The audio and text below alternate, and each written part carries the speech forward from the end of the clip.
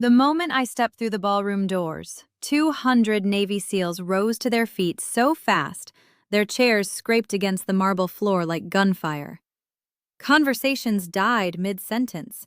Champagne glasses froze halfway to lips. A commander near the entrance straightened his posture and shouted with the kind of force that rattled crystal chandeliers. "Admiral on deck." And then came the silence. Not ordinary silence, the kind that makes people suddenly aware of their own breathing. My mother's face drained of color.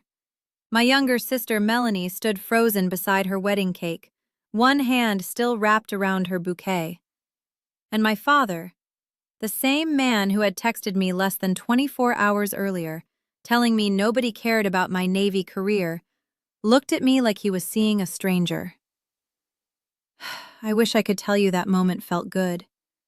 For 30 years, I'd imagined some version of it, some moment where people who dismissed me would finally understand who I'd become. But standing there in my white dress uniform, with 4 stars on my shoulders, all I really felt was tired. Tired enough to realize revenge rarely arrives the way you imagine it. The strange thing about humiliation is that it ages with you. I was 58 years old standing in a Charleston ballroom, yet part of me still felt like the skinny 17-year-old girl sitting at my parents' dinner table. While my father praised my little sister for being sweet and criticized me for being difficult. Back then, Melanie could do no wrong. She was homecoming queen, church choir, beautiful smile, perfect manners, and me. I was the girl who asked too many questions, the girl who wanted to join ROC, the girl who talked about aircraft carriers instead of weddings. My father used to laugh whenever I mentioned the military. "Claire," he'd say, "women don't belong on warships." That was in 1985. I remember because Ronald Reagan was still president, and my mother was cooking meatloaf when I announced I wanted to apply to the Naval Academy. Melanie nearly choked, laughing. My father folded his newspaper slowly and looked at me like I'd embarrassed him. "You'll grow out of this phase." But I didn't. If anything, the Navy became the one place where people finally stopped asking me to shrink myself. At Annapolis, nobody cared whether I smiled enough. Nobody cared whether I looked pretty at church socials. They cared whether I could lead, whether I could endure, whether I could stay calm when things got hard. Turns out I could, though my family never quite forgave me for it. Over the years, our phone calls became shorter, birthdays forgotten, holidays missed because I was deployed. My father once introduced me to a neighbor by saying, "This is our daughter Claire. She works for the government." Works for the government. At the time, I'd already commanded thousands of sailors, but I smiled politely because after a while, disappointment becomes routine. 3 days before Melanie's wedding, I was sitting inside my office at Naval Station Norfolk reviewing retirement paperwork when my phone buzzed. Dad. I almost didn't answer. We hadn't spoken properly in months. Instead, I opened the message. "No one cares about your Navy career. Please don't embarrass us by wearing that uniform to Melanie's wedding." I stared at the screen a long time. Outside my office window, gray Atlantic rain hammered against the pier. Young sailors hurried between buildings with their collars turned up against the wind.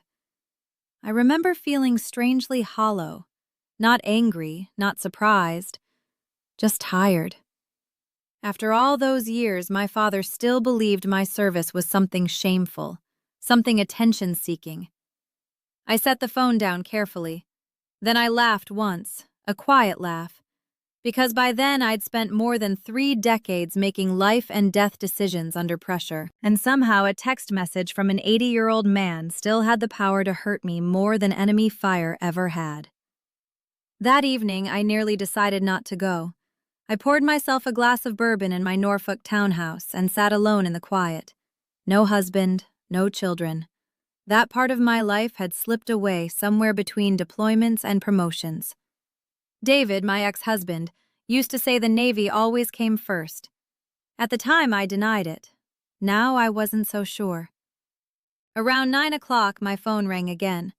This time it was Ramon Hayes. Master Chief Rayon Hayes, retired SEAL, one of the best men I'd ever served beside. "Tell me you're still going to Charleston," he said immediately. "How'd you hear about that, Claire? Half the East Coast defense community is invited to this wedding." "Word travels." I sighed. "I'm thinking maybe I should stay home." There was silence on the line for a second. Then Ramon spoke softly. "You spent 30 years standing your post for people who never thanked you. Don't start hiding now." That hit harder than I expected. Rayon had seen me during some of the ugliest years of my career. He'd seen me after casualty notifications, after buried friends, after impossible decisions. If he thought I should go, maybe I needed to listen. "You really think it matters?" I asked. "No," he said. "I think you matter." I didn't sleep much that night. The next morning, I pulled my full white dress uniform from the garment bag hanging in my closet. Gold buttons polished, sleeve stripes immaculate, 4 silver stars waiting on the shoulders. I ran my hand across the fabric slowly. People imagine uniforms make you feel powerful. Sometimes they just remind you how much life they cost. By noon, I was driving south toward Charleston in my black sedan with old jazz playing softly through the speakers. The highway stretched endlessly beneath gray Carolina skies. Billboards, gas stations, church signs. Tiny southern towns where American flags fluttered outside hardware stores. The kind of places where people still say sir and ma'am. By the time I reached Charleston, evening sunlight had turned the harbor gold. The wedding venue sat along the waterfront like something out of a magazine. White columns, enormous oak trees, strings of lights swaying in the breeze. Valet attendants hurried between luxury cars. Women in pastel dresses laughed beneath champagne tents. And suddenly, at 58 years old, I felt like an unwanted teenager again. I checked into my hotel quietly under my maiden name.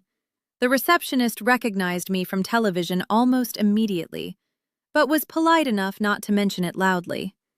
That night my mother called, not to ask how I was doing, not to say she missed me. Just one sentence. "Please try not to upset your father tomorrow." I stared at the hotel window overlooking Charleston Harbor after she hung up. Somewhere out there, Navy ships cut through black Atlantic water beneath the dark. For the first time in years, I allowed myself to admit something painful. No matter how many medals sat on my chest, part of me still wanted my parents to be proud of me. I arrived at the wedding venue early the next afternoon because old military habits die hard. 15 minutes early had been drilled into me since my plebe year at Annapolis. Even after all these years, I still couldn't bring myself to arrive fashionably late like civilians seem to enjoy doing. The Charleston air was warm and heavy with salt from the harbor.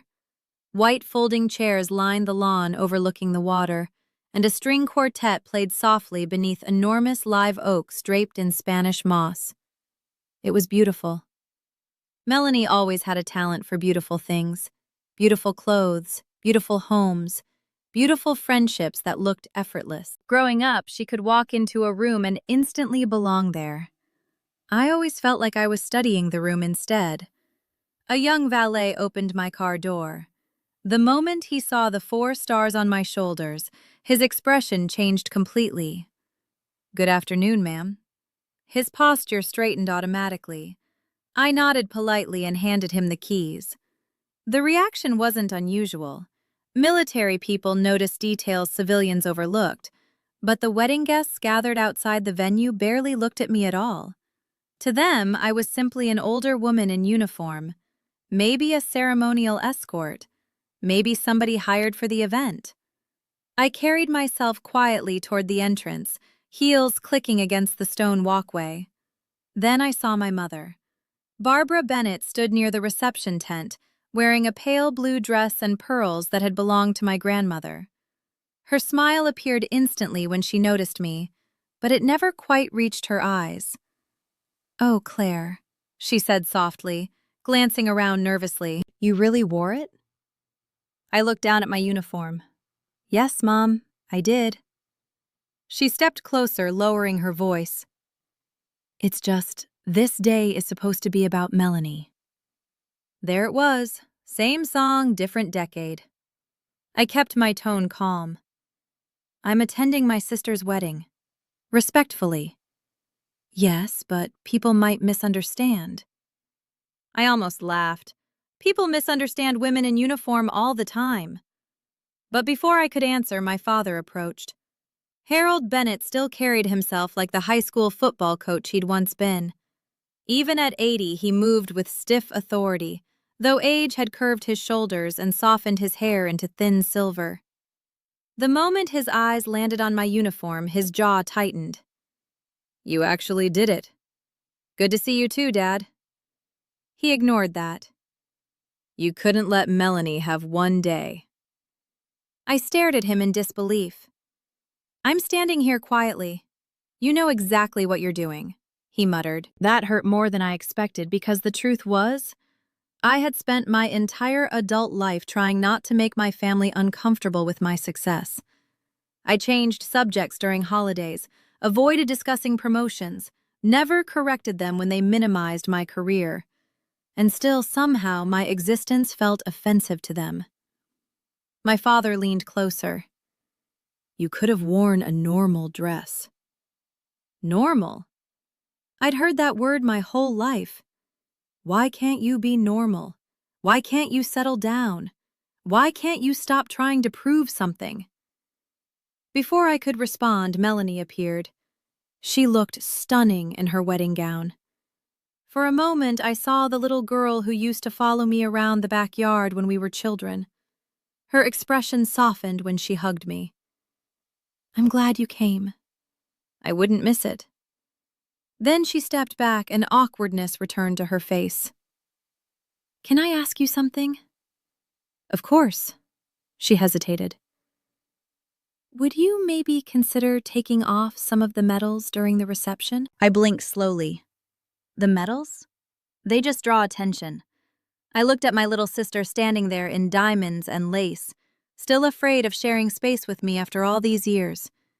And suddenly, I didn't feel angry, just sad. I earned these, Melanie. I know, she said quickly. I'm not trying to be mean. I know. But she was not intentionally, perhaps. Still, the message was clear. Shrink yourself again. Before the conversation could continue, wedding guests began arriving in larger groups. Luxury sedans rolled up one after another. Men in tailored suits, women carrying expensive handbags, politicians, business owners, retired officers, Charleston society. I quietly moved toward the back rows near the water, hoping to avoid further tension. That's when I noticed the first change in atmosphere. A gray-haired man across the lawn froze mid-con conversation, staring directly at me. Then another whispers began spreading subtly through the crowd. At first I assumed they recognized the uniform itself. High-ranking military dress attire attracts attention, especially in formal settings. But then a retired captain I'd worked with years earlier approached carefully. Admiral Bennett. I smiled politely. Captain Morris, been a long time. Yes, ma'am. The man came instantly, almost reflexively. Nearby guests overheard. Heads began turning. Within minutes, more former service members started recognizing me. Some approached respectfully. Others simply nodded from across the lawn. One older Marine colonel placed his hand over his heart briefly before returning to his seat. I could feel my parents watching all of it uneasily. My father especially. For him, this was unfamiliar territory. At home in Charleston, he was the respected man, the center of attention, the authority. But here among military circles, that authority belonged to me.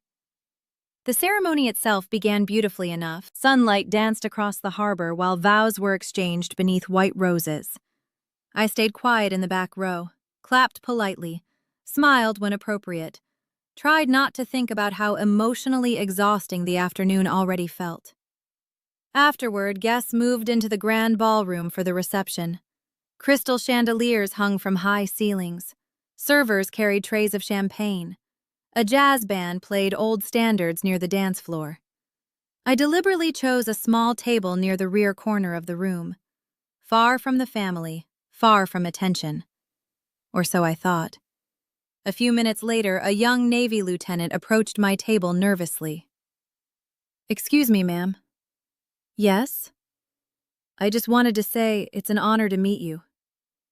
He couldn't have been older than 25. Fresh-faced, sharp uniform.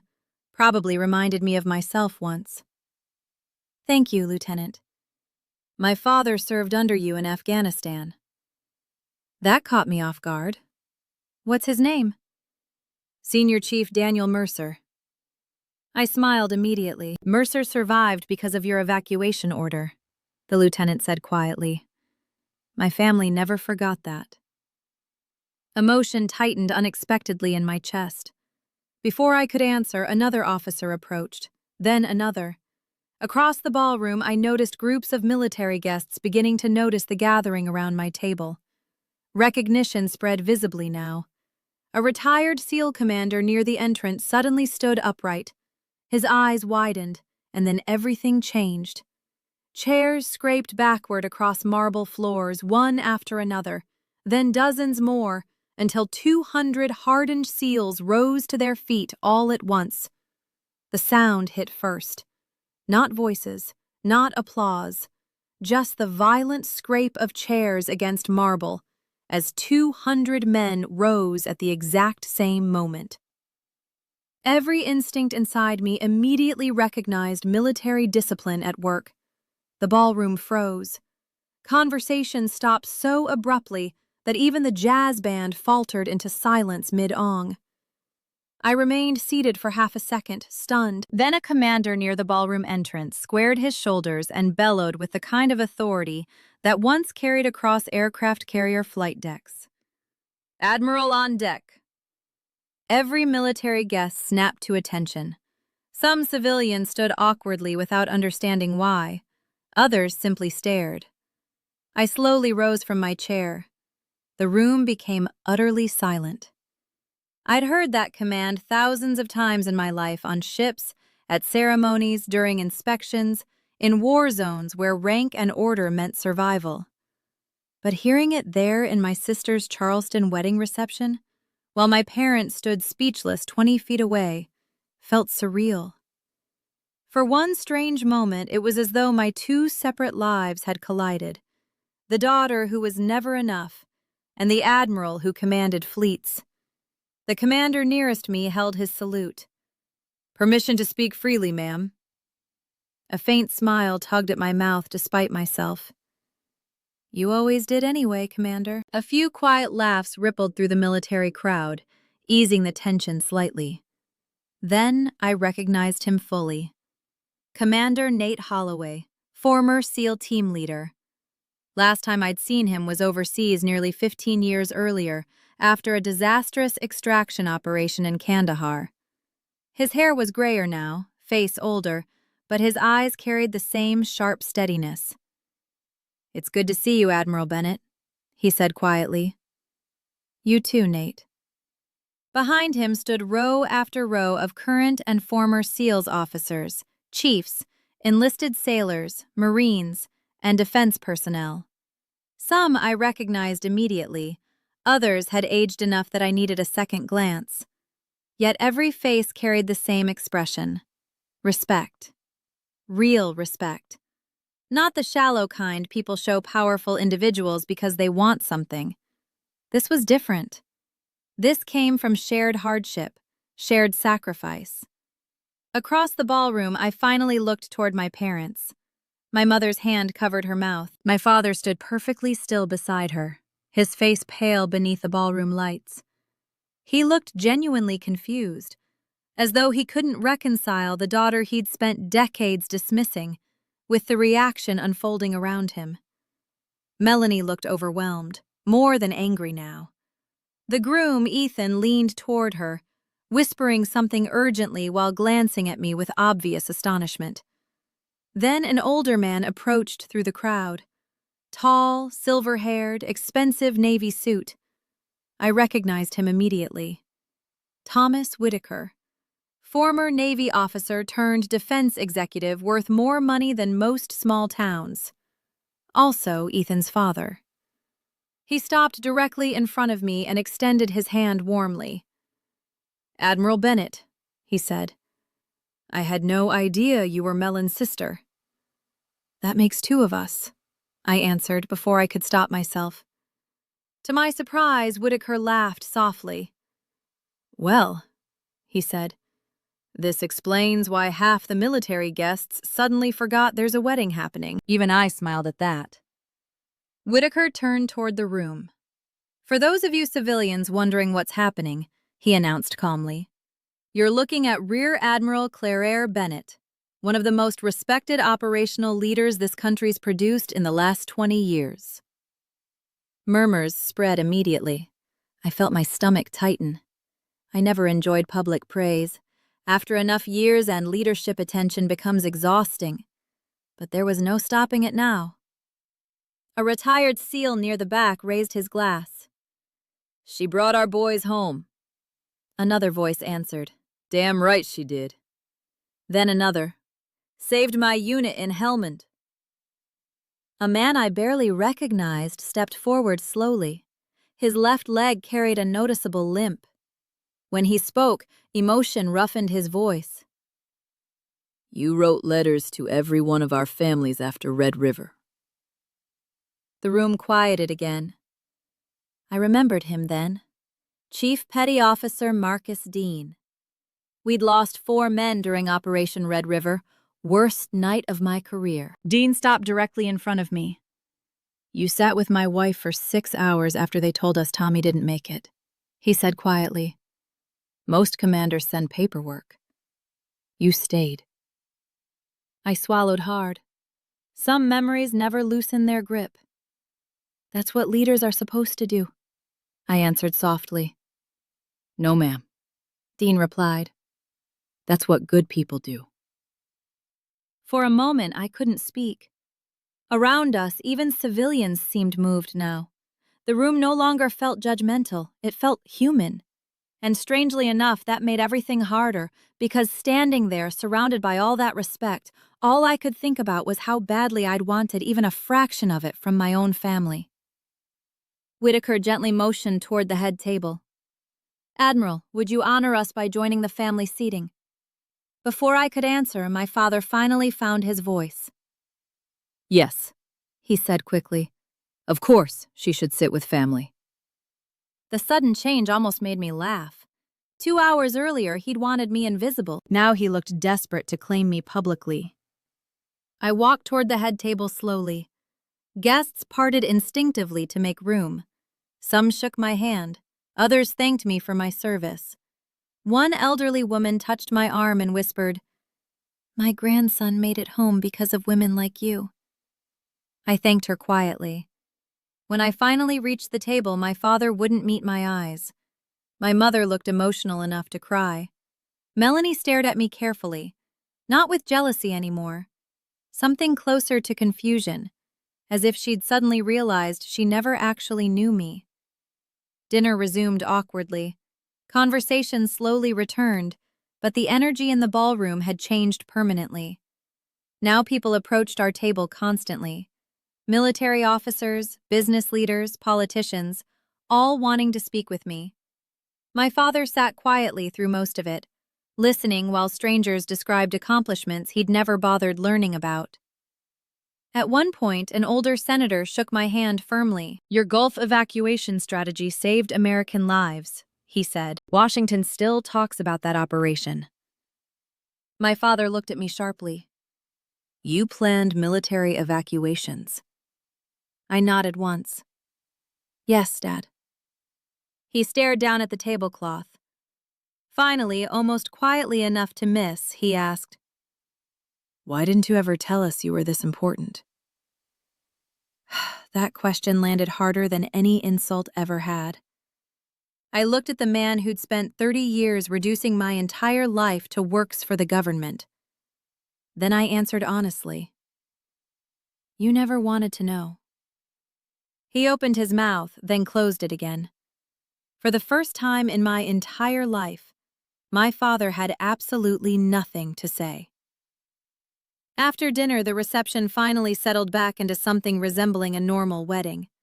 The jazz band resumed playing. Guests drifted toward the dance floor. Servers carried slices of wedding cake between tables, while the Charleston harbor shimmered black beyond the ballroom windows. But everywhere I walked, people kept stopping me. Former sailors, retired Marines, defense contractors, widows of servicemen. Each conversation carried pieces of a life I rarely spoke about outside military circles. A retired chief introduced me to his granddaughter attending Annapolis next year. One former corpsman hugged me so hard I thought my ribs might crack. Another man simply shook my hand silently with tears in his eyes. That one stayed with me. War leaves echoes in people, especially after enough years. Around 9 o'clock, I finally slipped outside for air. The noise of the ballroom faded behind me as I walked toward the marina beside the venue. Charleston Harbor stretched dark and calm beneath the moonlight. Boats rocked gently against wooden docks while warm coastal wind moved through the palmetto trees. For the first time all evening, I could breathe. I leaned against the railing and loosened one white glove slowly. "Mind if I join you, Admiral?" I turned and smiled faintly. Ramon Hayes approached carrying 2 glasses of bourbon. "About time you showed up," I said. "Traffic. That's your excuse for everything." He handed me a glass. Rayon had retired from the SEAL 6 years earlier, after multiple surgeries finally forced him out. Even now, he moved carefully, favoring one knee during cold weather. We stood side by side overlooking the water in comfortable silence. "You handled that circus pretty well," he finally said. "I've survived congressional hearings. Weddings are nothing." He laughed quietly. Then his expression softened. "You okay?" That question nearly broke me, because underneath the polished uniform and decades of leadership training, part of me still felt emotionally raw from seeing my parents' faces inside that ballroom. "I don't know," I admitted honestly. Rayo nodded like he understood completely.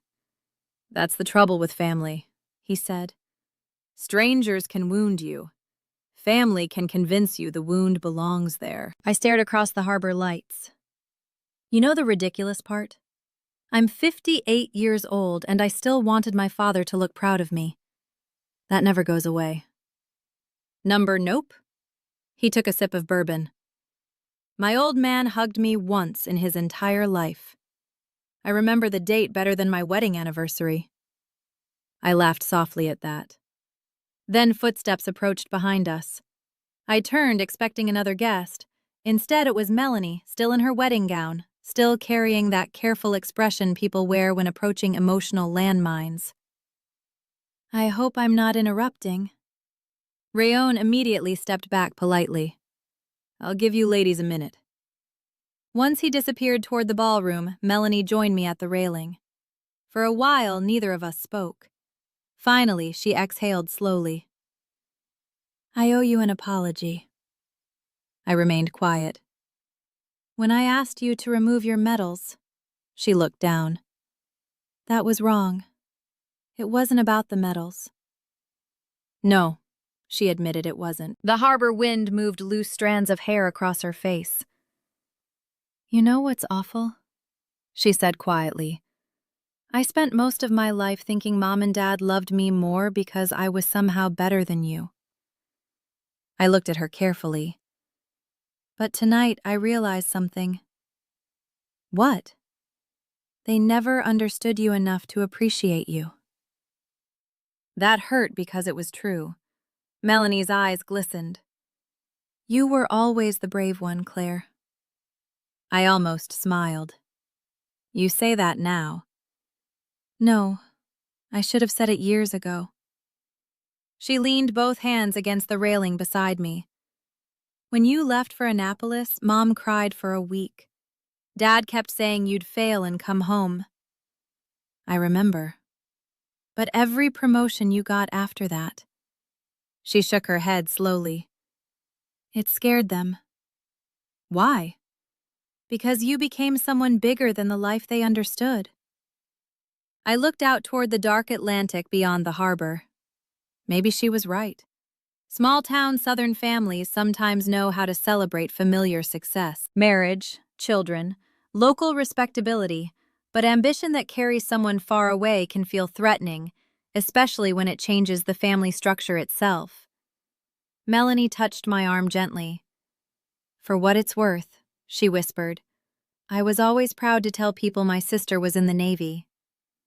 Emotion tightened unexpectedly in my throat.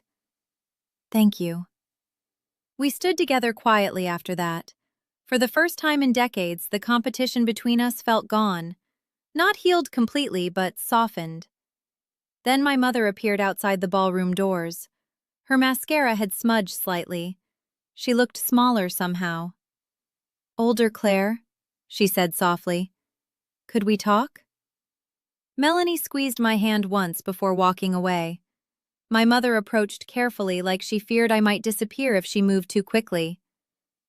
I owe you an apology too, she said immediately. I stayed silent. She looked down at her hands. I didn't understand your life. I think maybe I chose the easier daughter. The honesty stunned me. Melanie needed me differently, she continued. You always seemed so strong. I let out a tired breath. That's the problem with strong daughters, Mom. People think they don't need kindness.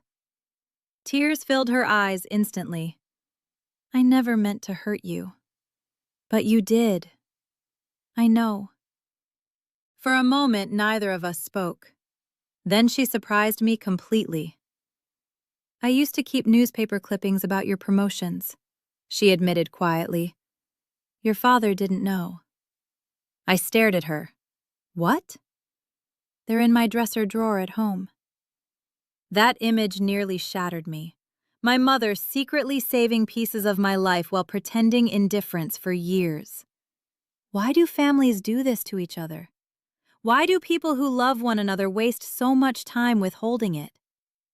Before I could answer, another voice spoke behind us. Barbara. My father. He stood near the ballroom doors, looking uncomfortable in a way I'd never seen before. My mother quietly touched my arm and walked back inside, leaving us alone. Dad approached slowly toward the marina railing. The harbor wind moved through his silver hair. For several seconds, he simply stared out at the water beside me. Then he spoke without looking at me. I was drafted in 1967. That caught me completely off guard.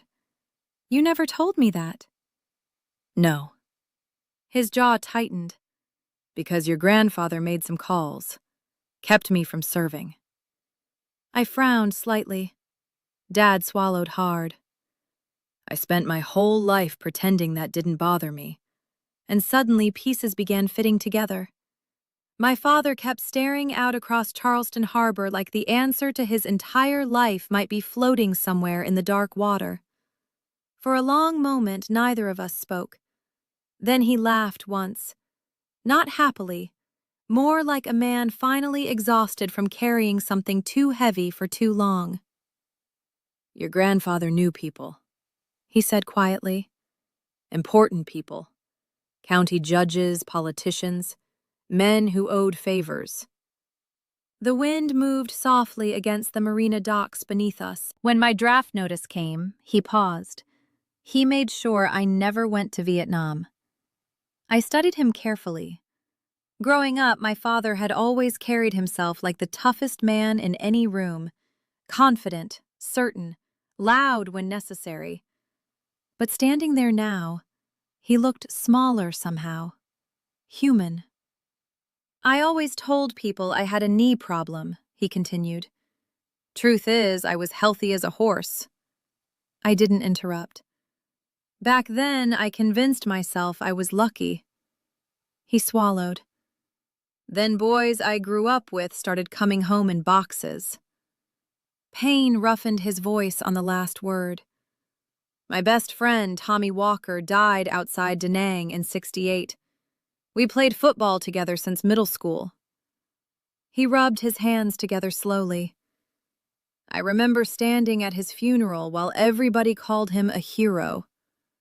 His eyes remained fixed on the harbor, and all I could think was, that should have been me over there. The pieces finally clicked together inside my mind. His resentment, his discomfort around military service, his hostility toward my career.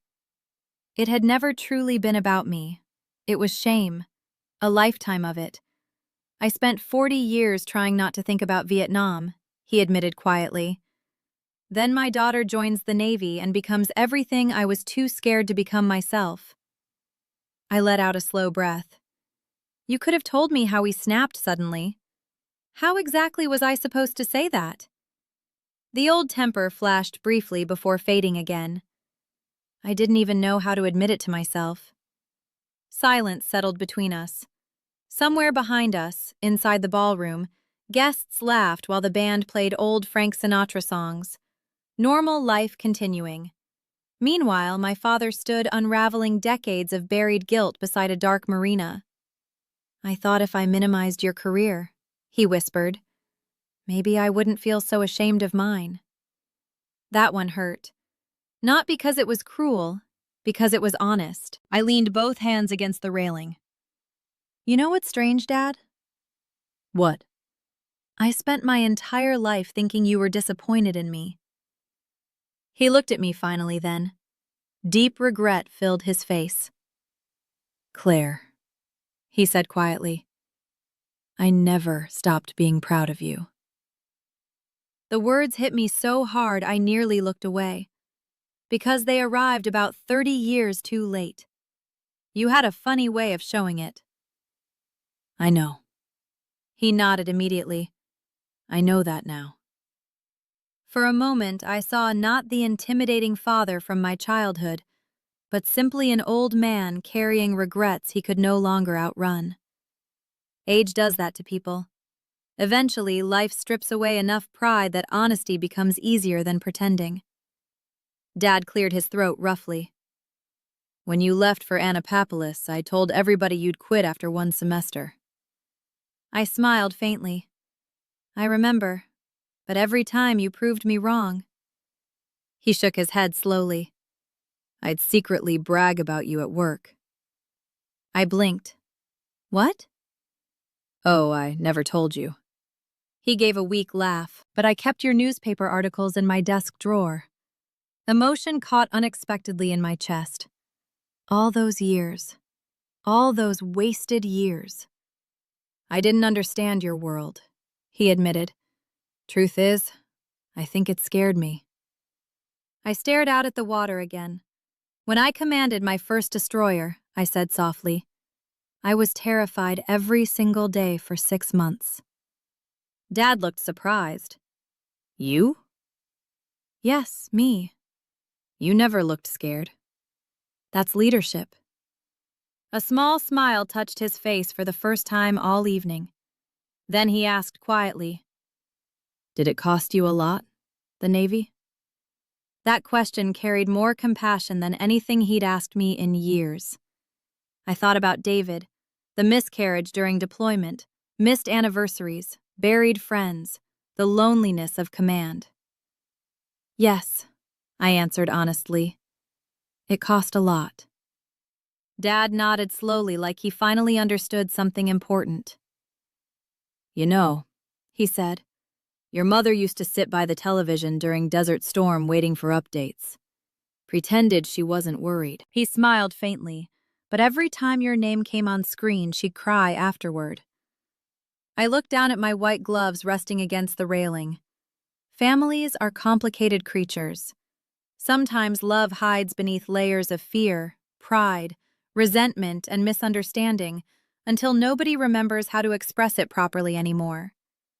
Around 10:30, guests began leaving the reception. The music softened. Valets brought cars around front. Inside the ballroom, staff cleared champagne glasses while Melanie and Ethan prepared for their final send-off. Dad shifted awkwardly beside me. I know I can't fix everything tonight. No, I agreed gently. You can't. He nodded once. But I'd like to try. For the first time in decades, I believed him. The next morning, I woke before sunrise out of habit. My hotel room overlooked Charleston Harbor, glowing pale gold beneath early morning light. Cargo ships moved slowly across the water while gulls circled above the docks. I dressed quietly in civilian clothes for the drive back to Norfolk. No uniform today, just jeans, loafers, and a navy sweater. By 7 o'clock, I was downstairs checking out when the front desk clerk smiled nervously. "There's someone waiting for you outside, Admiral Bennett." I stepped through the hotel doors, expecting perhaps Rayon. Instead, my father stood beside his old Buick, holding a worn cardboard box. For a second, neither of us spoke. Then he held the box toward me awkwardly. "Your mother wanted you to have these." I opened it carefully. Inside sat dozens of letters. My letters. Every letter I'd mailed home from Annapolis during my academy years. Some still carried creases from being folded and unfolded repeatedly. My throat tightened instantly. "She kept all of them," I whispered. Dad nodded. "I read them last night." He looked exhausted, older than I'd ever seen him. Then he reached into the box and pulled out one envelope carefully. There was one line. His voice cracked slightly.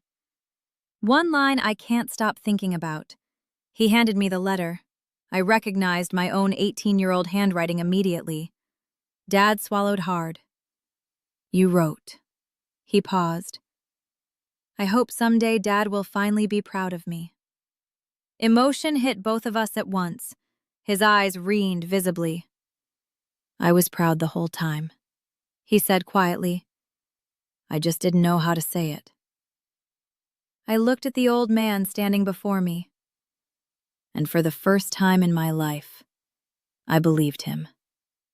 Melanie arrived a few minutes later carrying coffee and breakfast sandwiches for the drive. She hugged me tightly before I left. "No more disappearing for months at a time," she warned gently. "I'll try." As I pulled onto the highway north, Charleston disappeared slowly behind me beneath soft Carolina morning light. And somewhere between the harbor and the interstate, I realized something unexpected. The greatest victory of my life wasn't becoming an admiral. It was finally understanding I no longer needed anyone's permission to know my own worth. A few hours later, I stopped at a small airport cafe near Norfolk. While waiting for coffee, a nervous young woman in Navy recruit sweats recognized me immediately. Her eyes widened. "Admiral Bennett." I smiled softly. "That's me." The young recruit straightened awkwardly and offered an uncertain salute. I returned it warmly. And suddenly, for the first time in years, the future felt lighter than the past. If this story touched something in your heart, maybe share it with someone who spent too many years feeling unseen. And if you've ever struggled to hear the words, "I'm proud of you," remember this. Sometimes people love us long before they learn how to say it. Thank you for listening.